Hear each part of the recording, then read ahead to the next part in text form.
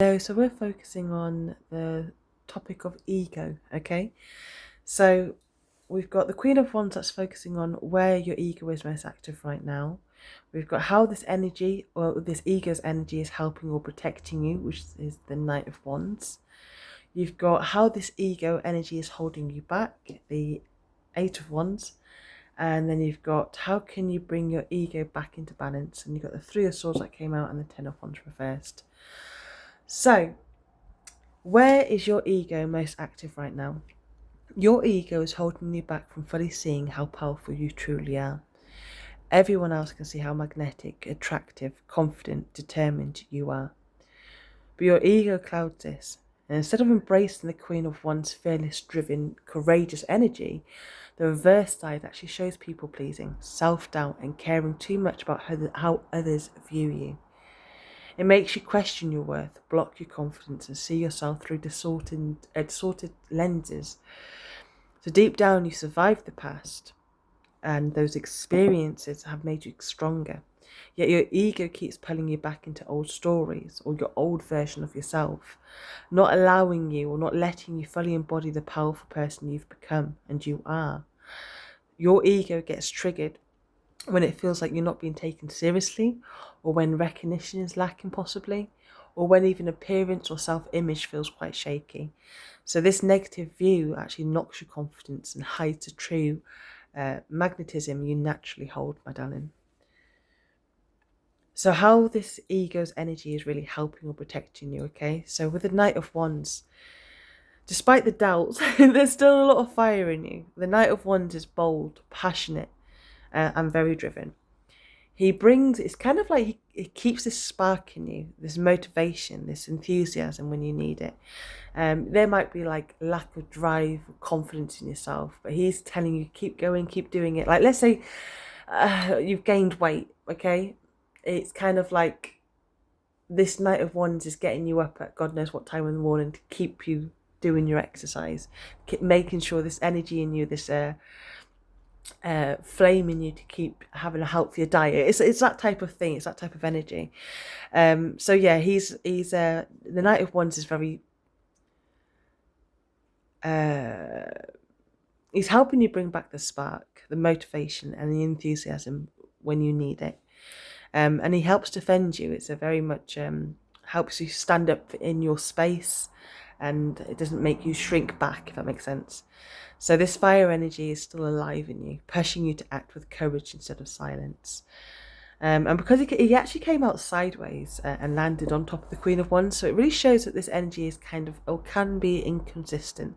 Sometimes it comes through as very bold and protective and empowerment, and other times it can come out as kind of impulsive or defensive instead of purposeful.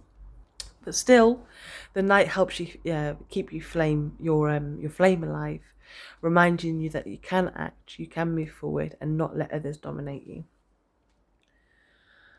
How this ego energy is holding you back, okay? So with the Eight of Wands, it's two ways of me looking at it. It's like there's a lot you want to do and a lot of energy in you that wants to be released, but your ego is getting in the way. And instead of flowing smoothly, it actually comes quite scattered and overwhelmed for you. So the lack of self-belief and confidence kind of creates blockages, almost like your ideas and energy kind of hit a wall. So the ego as well really pushes you to move quite fast, and it kind of, you could be in the energy of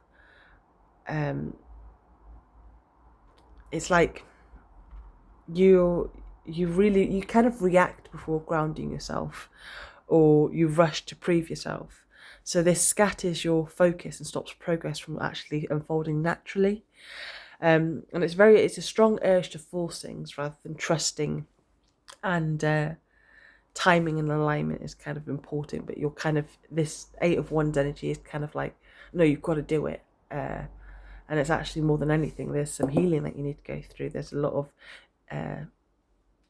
lacking confidence and belief in yourself. So right now it's more of, no, kind of do what you can to keep yourself in the present and not to force and rush things and make things happen.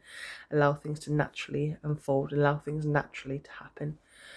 So very much rather trust the timing and trust in the alignment. So how can you bring your ego into balance? With the Three of Swords and the Ten of Wands being reversed, to balance your ego, you must really acknowledge the pain. It's trying to protect you. So how you're feeling, it's your ego is trying to protect you. You're hurt. Something has hurt you.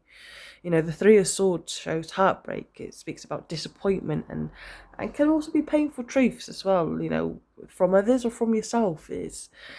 It can be kind of painful. This card is a card of generally like where the pain hurts in your heart, okay? So these wounds, they've shaped your self-perception. And the Ten of Wands reverse really asks you to release the burdens you've been carrying, especially the weight of expectations, responsibilities that are not yours, and the stress that overwhelms you. Your ego reacts when you feel unworthy or hurt. It makes you overcarry, overgive, and overprove. So balance comes from processing those core wounds instead of ignoring them. And by lightening your load or letting go of what drains you and, you know, truly facing your feelings, you begin to then really heal the part of you that doubts. And once you release the heaviness, your confidence and belief in yourself can actually return. Then your ego no longer needs to fight so hard to protect you, because you're actually standing in, firmly in your own power. So your ego is showing you or showing up in self-doubt and old stories that dim your power. And it helps you by sparking fire when needed. But it scatters your energy when you try to force or rush things, my darling. So the path to balance is really, through releasing the burdens that you've carried, and healing the pain that you've hidden, and learning to see yourself as you truly are, which is powerful, magnetic, and worthy. I hope this reading's helped. Have a good day. Bye-bye.